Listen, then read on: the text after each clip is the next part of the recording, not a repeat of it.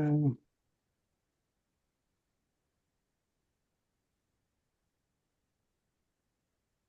All right. Please use the hand icon if you have a question for Jan. Jeff, go ahead. Morning, Jan. So you're in the top 10 this morning or yesterday morning. First time post Caitlin, post Lisa.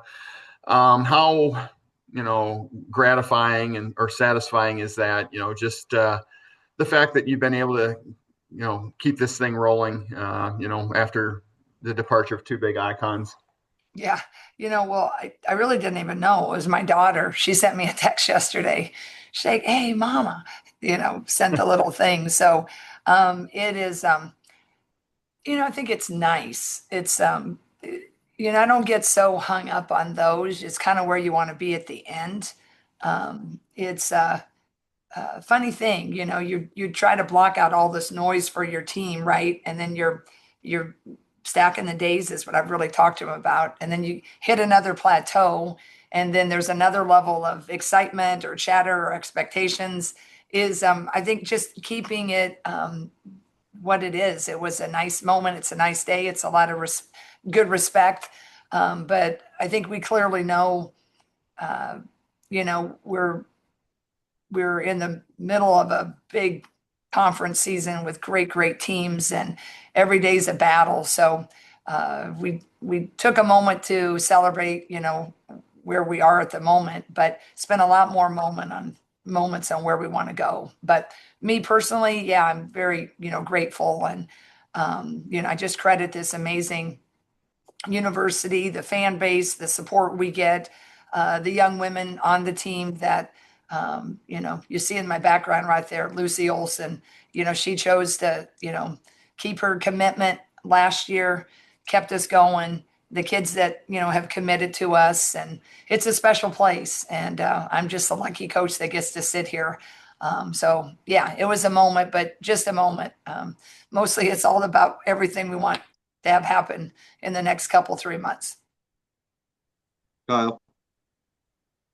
Yeah, Jen, wanted to ask about Taylor McCabe. I mean, she's kind of going through a rough shooting stretch here over the last 4, 5, 6 games. Something that she probably hasn't dealt with maybe since high school or early high school. Just what have you seen out of her as she's handled this? I know she was back out on the court after the game the other night to get some extra shots. So just what have you seen from her in terms of handling it, and what advice have you kind of given her as she goes through this cold stretch? Yeah, she just hasn't had too many cold stretches, right? And she's a highly intelligent kid. She's an engineer, and there's always a formula, and there's X plus Y, and we're going to get to Z. And I've just tried to get her to drop her shoulders. I think sometimes you got to just shoot your way through it and get those extra shots up. Sometimes I think you have to Netflix your way through it, right? You just got to take a break from the gym, go get your mind off of it. She's a sensational shooter. And it just is, to me, I try to tell her I'm not the least bit worried about it. And I told her, I don't think you should be either. So we're just, trying not, I mean, I tell her, and I just don't give it a lot of credence. I just think she puts in so much time, like all of these women on our team. There's nothing I'm concerned about. The only thing that can stop us, I've always said, the best defenders that we'll ever face are the ones inside our own minds. And I think Taylor's just defending. She's got a pretty good defender in her head right now. So we're just trying to relax her up. I'm trying to get her a little good looks in practice, and hopefully, she had some good looks against Michigan State where she was pretty open. So just trying to reiterate that, but just trying to get her to drop her shoulders is the main thing. She's just such a great kid, and she's great shooters. Great shooters don't stay down that long. I told her, you're a smart kid. The percentages are in your favor now. Chad.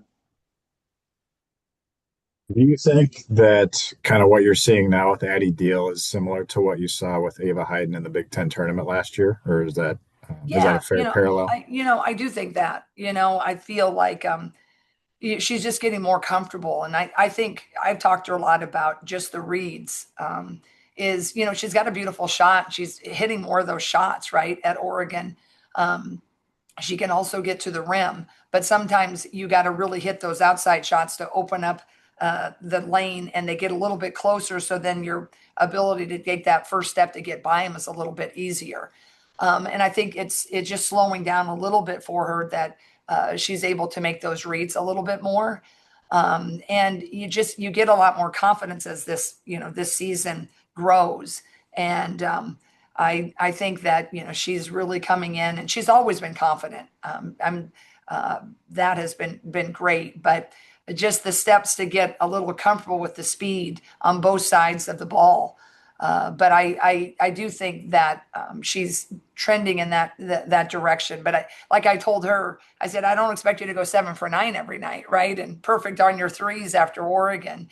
Is just letting her play relaxed. She's coming in with this amazing amount of pressure. Everybody's got opinions. Everybody wants her to do well. So I think she's just handled it beautifully. Guards, posts have to get down, and they have to establish position. They have to get the angles, read. A guard's got to establish the position with the ball handling, handle the pressure, make the right read. They got another element of handling pressure.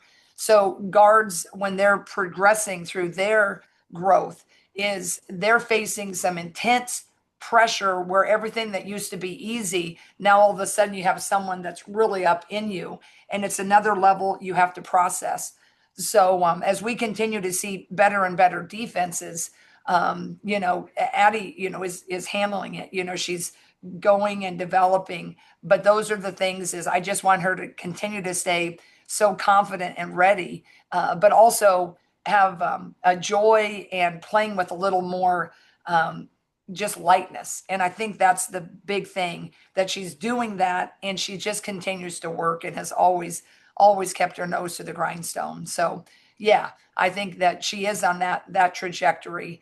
But there's a lot of season left, and I just want her to keep doing what she's doing. And if she does that, you'll just continue to see that growth, trying to alleviate the pressure, elevate the joy. Dargan. Yeah, Jen, you've been at this long enough to know that when a team takes a 30-point loss, maybe especially a program that's not used to losing like that, they're probably going to come out next game pretty motivated. Just going over there is always a tough challenge, but what about this one is kind of most daunting with this Maryland? Yeah, I think Maryland is just a tough place to play. I think we've won there Caitlin's senior year. Brenda is an excellent coach, good colleague. She just is a great motivator on top of knowing the game. And she doesn't, like all of us, doesn't like to lose. And she certainly never loses in that fashion. But I think she's also smart enough to know that UCLA's got something special. When UCLA is hitting on all cylinders like they are, and they're shooting, and you have that size, they are definitely one of the top teams in the country. So, Brenda's got an injury, right? And she's, not playing with the full deck that she wishes she would have had to counter the great, great teams. But with that being said, I'm sure they've critiqued it and, frustrated about this. So it doesn't matter, even though all of that, you're going to be extra motivated, and you want to feel real good about things real quick. So that is definitely going to add another level of challenge to our cause, right? Interesting, we went over to Indiana when they were kind of playing in that, initial, like they were coming off of a really tight game, and we had to weather that pressure of you just don't want to be there first to get back on it. Now we're going into a situation of a top-ranked team that's salty and is upset. And so their pressure, which is going to be great no matter what, is going to be ratcheted at the beginning of that game, even another level. So we're going to have to really handle all of that here, but certainly physically. I shared that with you guys, I think, is the Michigan State defensive pressure. They ended up not full courting as much as they have, but to date, they were going to be the most aggressive physical team that we'd faced since UConn. Now we're going to go face one of the most aggressive 3 out of the 4 positions, since Michigan State, UConn-esque. but they're gonna press us all the time. They press on makes and misses and dead balls and free throws. So they go from zone into player most of the time. Sometimes they go zone into zone. Sometimes they play 1-2-2. Sometimes they play a 2-3. So for a younger team than it's older, and you got a young kid leading it, that's a lot to manage. And so we're gonna have to be locked in because they change it on you like that. And right when you get over that half court line, or even before it, you're going to get trapped. It's a 3/4 court trap. So it'll be definitely a test, a whole different test than anything we've seen since Connecticut. Connecticut didn't do as much trapping. They just, really pressured you the whole way, and they did a run and jump. So we're going to have to be on it. Kyle. Jan, this is a Maryland team that has had a few cracks, I guess you could say, in Big Ten play. They're 5-3 right now. But from an offensive standpoint, what kind of stands out about them? What do you like when you look at their offense and say, hey, they do that pretty well? And maybe what are some things that you feel like you guys can take advantage of? Yeah, well, they have a number 7. She is extremely fast. She's the leading scorer, and from point A to point B, her explosiveness is very impressive. They're tricky because she doesn't bring it all the time. Contrast to Michigan State, 35, Blair. She always got it. She always was trying to go rim to rim, coast to coast. So you could kind of get your game plan set. If you could, you'd try to slow them down with a gap defense. With Maryland, she brings it sometimes, and she's extremely explosive. One of the fastest kids in the big. Or number 3, Addie Mack, their true point guard. She'll bring it. She can also go very fast, not as fast as 7, but she is also very efficient. She'll not as quickly, but if she sees the seam, she can go and she'll set someone up. So those two pose different problems just right off the bat. And Brenda always likes to score fast. She has an extremely great transition game, and she always has a secondary transition. And those two lead it. So we're going to have to figure out, just trying to, you're not going to stop it, but if we can slow it a little bit. And then they've really, that Garzon, it used to be at Indiana, number 12. We just can't let her get really in that hot zone. You really got to try to minimize her touches and certainly have a hand up. And one of my favorite players is Poffenberger, number 6. She's just a versatile forward, hits the 3, can put it on the floor. So they're still a really nice team. They just create, they have a offense, but they also are really pretty one-on-one players, 7, 3, and 6. So we gotta maintain some one-on-one, just breakdown plays, and we gotta handle the motion that they run and just the explosiveness. Chad. Hey, Jan, what have you seen under your leadership that has turned this into a little bit more of a defensive-minded program, I guess? What are kind of some of the key focal points that you've kind of instituted that allow you to, score 4 points in the last 6 minutes the other day and not even lose your lead? Yeah. The margin stayed. I think just you kind of have to look at your team, right? When we were, 3, 4, 5 years ago, we're so heavily wired offensively, and you kind of have to decide who you're going to be and how fast you want to go and how tired you want to get people. And we've always loved offense. I still love offense. I think growing up in this state, I love 6-on-6. And my own offense. I had a great coach that let me score it a lot. But when I look at is when I took over here and just slid over chairs, I guess I thought that was an area that we could kind of equalize what we had lost with the juggernaut of offense, and certainly one of the greatest players of all time. And my staff was on board. Sean Sullivan, he's always really liked defense. He played a lot of defense when he was on our gray squad, and then our manager. So that's what was kind of fun, is when you could bring out, I hired him, and he'd been at Penn State, Pitt, and North Carolina. I picked up a few things over the years, Abby, myself, Randy came in, but we just thought, okay, with our length of Lucy Olson, Kylie is a great defender. Hannah is exceptional. Hannah, USA basketball, she really made some key stops. She could switch on all those those smalls. So I just thought, okay, if we can get that a little bit different, then that kind of changes the narrative. And then the kids really, really bought in. You're still going to face some great teams, and you don't have always the answer. But it really is true. The defense, it just is the same everywhere. You can't get in your head and blame the rims, the ball, the courts, this or that. You can just play the D. So I think getting them to buy into that, but knowing our personnel, right? We have some really great defensive people in Kylie and Hannah. They set the tone. And that's why we could hold sometimes when our offense is a little bit inconsistent.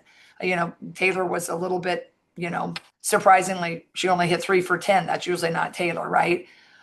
So that's what, it's nice as a coach when you can do that and hold, because then their excitement for the defense, they know how important it is. And we emphasized, we made defense a couple of years ago.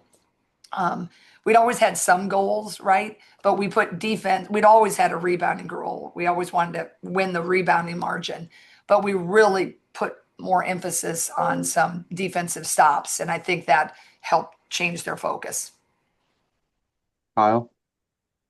This isn't maybe a Maryland specific question, but more of a Big Ten in general question. You and I have talked before about this year. It feels like, maybe the ceiling is, 5, 6, 7 Big Ten teams in the Sweet 16, and the floor might be like one Big Ten team in the Sweet 16, just how weird it's been. Does that make it tougher to prepare for teams when obviously you can do all the scouting you want and watch all the film, but when there's the factor of just what team shows up that given night, does that make it harder to prepare when you don't know if that team's just going to come out at their top level or maybe closer to their floor on any given night? Yeah, I do. It makes it tough, just because everybody can beat up on everybody, right? I mean, you might have a couple at the top, but then you're just beating up, and then it can lower, your seating or all the things. But it also makes it really fun. Any night, you're in this league, and everybody has a really great superstar, one or two on their team that can really change it for one night, right? You can look at Penn State, but you'll see their scores. Sometimes it's, oh, they weren't as competitive. Then all of a sudden they are, because they have 6'6" Merkel, and they have a really great playmaker in Miller, right? And we'll look at Wisconsin the other night. They have this kid, I believe, from Hofstra, right? She just has a night, right? So it does make it difficult. But I think that's why it's really important. But, that'll always be sport from the beginning of time till the end of time, is to not place so much emphasis on this one road game, or, that next home game, or that Indiana must win, or you got a must win. It's like they are all different and hard for a very different reason. And that's why I've just really, probably more so than any other year, tried to emphasize the process goals and tries to emphasize the moment and be excited about this moment of this game. And can we just win this one? And because so often, we want to be right way out there. And that's where we're shooting for, is to be all the champions or whatever. But in a league like this is take those little victories when you get them. Enjoy it when you get them. Feel good about when you get them. And now, I think we so often okay, we got that one. Ohio State's next. And there is a degree of that. But if you can play with a little bit of ease and just kind of, I think, celebrate that step, it kind of makes it more exciting to go to the next one.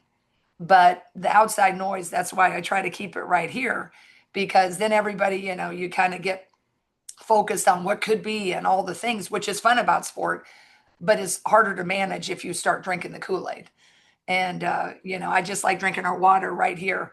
And it's a fun group. And I'm just so grateful to be the coach here now. And pleased we've made crack that next echelon. But it's still just, a fun ride, and excited about the challenges.